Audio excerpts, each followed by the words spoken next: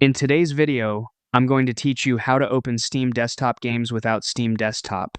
If you want to start a Steam game without manually opening the Steam Desktop app first, the basic idea is to launch the game directly from its original executable file, also known as the .exe file, inside your computer's folders. This can be a convenient option if you want faster access to a game, or if you'd prefer a more direct shortcut from your desktop. To begin, open File Explorer on your computer. Once you're in File Explorer, navigate to the folder where Steam usually stores installed games. On many Windows systems, the default location is in the Program Files x86 Steam folder, then Steam Apps, and then Common.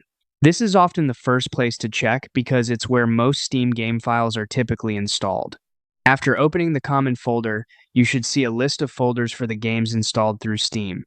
Find the folder for the specific game you want to launch and open it. Inside, look for the main application file that ends in .exe.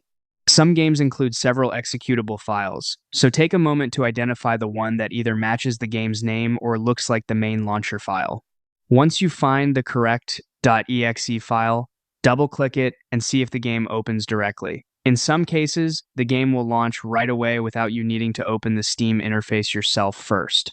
However, it's important to know that some Steam games still rely on Steam running in the background for things like licensing checks, updates, or online features, so this may not work the same way for every title. If you think you'll use this method regularly, it's a good idea to create a shortcut to that .exe file on your desktop. That makes it much quicker to launch the game next time without searching through folders again. And that's how to open